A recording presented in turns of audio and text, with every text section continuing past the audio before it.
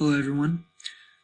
Today I'm going to talk about Jocko Willink. He's a former Navy SEAL and a current co-founder of Echelon Front, the business that teaches other businesses how to lead like Navy SEALs. I believe he's a great example of the 5 practices of exemplary leadership as defined in the Leadership Challenge, and through this presentation I hope to explain why I think so.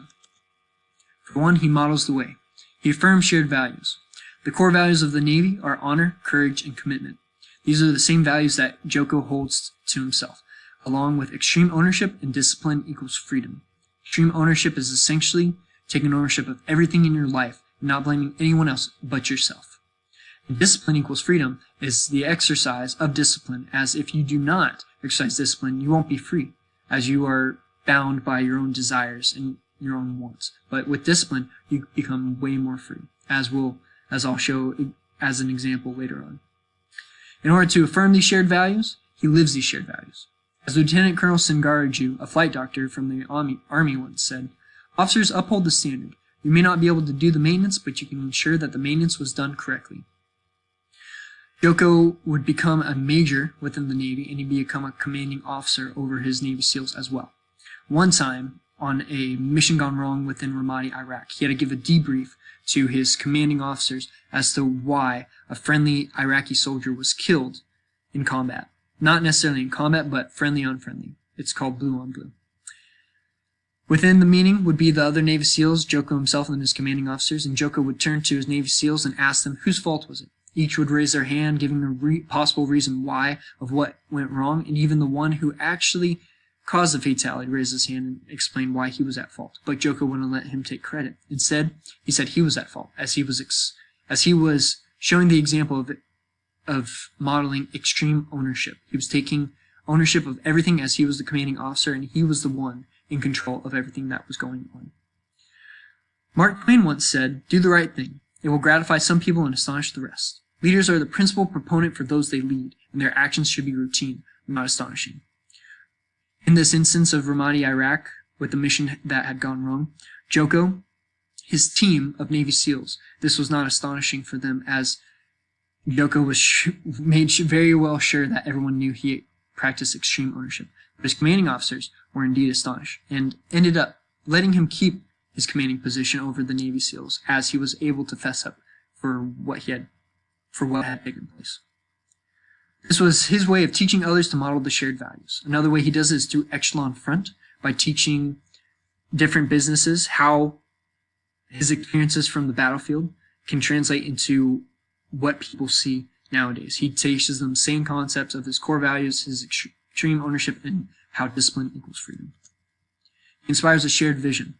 He finds a common purpose. For instance, the entire purpose of the Navy and all of the branches is the mission. Whatever that mission may be is exactly what the purpose is for that team. And in this instance of Jocko Willink, being in Ramadi, he was tasked with Team Bulldog, a task force bandit. It was an army tank team. What they did essentially was they worked hand in hand with each other to complete the mission, whether or not they be insurgent raids, intelligence raids, or nighttime operations. They all had the same common purpose, and he made sure to disseminate this information with his team as well as the Army and other branches of the military as well. He appeals to common ideals. Everyone has friends, everyone has families, and SEALs are essentially brothers to one another. So he appeals to their common ideals in the fact that they all have a main mission, a main purpose of what they're doing, and that they have to look after each other's backs and get each other home safely, back to their friends, back to their families. And with this, he's able to inspire them to follow him even more. The way he animates this vision is something that So Sick in 2019 had said, "Leaders should use idealized influence to project images of bravery, social intelligence, and integrity to their subordinates." Jocko does this through storytelling. This can be seen a lot in Echelon Front, to where he will give stories from his time in Iraq to the businesses of which he's teaching. And this essentially helps bridge the gap between the military and what the businesses are facing. And through this method, he becomes a very powerful force in getting across what he's trying to teach, which is essentially his vision for a better business for whoever he's teaching. He challenges the process. One time on a mission, whenever they were tasked to a different location, Jocko wanted his entire Navy SEALs team to be able to calibrate their radios to other frequencies, to the armies, to the navies, to the Marines, to the Air Force, all of them. He wanted them to be able to do it as he saw the need for it. And it ended up saving the life of his second-in-command officer, Life Babin, who, during a mission, nighttime mission, him and the rest of the Navy SEALs were being shot at by friendlies on this nighttime operation. They were on a roof, and they were being shot at because they thought that they were adversaries. Thankfully, because of Jocko's willingness and urgency for calibrating the radios, Life was able to get a hold of the Army and tell them to stop shooting, and this ended up saving their lives. Jocko also exercises outsight. He looked to other junior SEAL officers for help in regards to trying to get better at intelligence raids. These intelligence raids would be essentially nighttime operations to where the SEALs would go in and try and extract as much intelligence information as they possibly could. However, it was proven to be ineffective. Jocko allowed this junior SEAL officer to give some pointers and to find a process that would make it better, and it ended up working astounding. This equaled or was parallel to the discipline equals freedom. This junior SEAL officer made it to where the SEALs would have a certain process. They would go into certain rooms, be tasked with certain numbers. They'd get so much information and then go on to the next room with others to speed up the process. And this ended up saving tons of time and was able to expound on their process of these intelligence raids. And he learns from experience. Jocko from Echelon Front uses what he learned from the battlefield to the real world to help teach businesses. In his debriefing with the commanding officer after the blue on blue in Ramadi, he took this not as a simple failure, but he took it as a learning opportunity, and he was able to turn around and get better and better, thus challenging the process. He enables others to act. He creates a climate of trust. Integrity and honesty are critical to leadership. Trust is at the very center of what Navy SEALs need. They need to have each other's back in order to survive and to get the mission done. Other reports of this can be seen within Colonel Robert L. Hatcher Jr.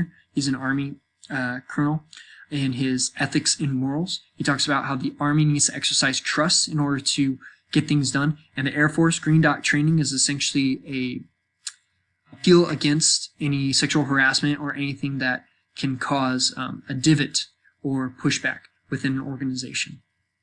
And as can be seen, it goes across all military branches, and so therefore Navy SEAL Jocko Willink did the same thing in trying to create a climate of trust.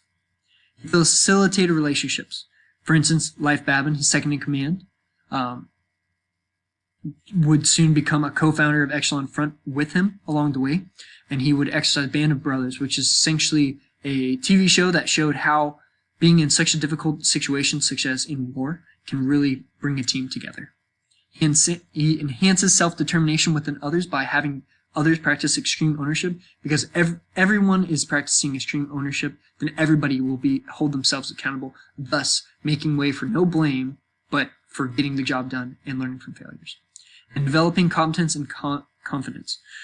Jocko would be sure to decentralize the command by giving junior SEALs lead in missions, and thus being able to enable them to become better leaders in the future and teach future Navy SEALs as well.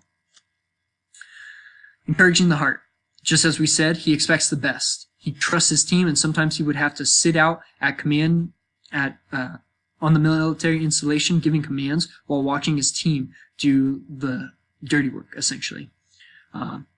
His team, SEAL Team 3, was the most decorated team during Iraqi war because he trusted them and he gave them control at points of which they needed the most. He created a spirit of community, such as where Life Babin made morale patches, which Jocko did not allow at first, but then after being seen with them, he allowed it as he saw that it boosted the spirit of community within this team. And then finally, being personally involved. Jocko Willink is a big mentor and seeks to develop the next leaders of the SEALs, and not just that, but for big businesses as well.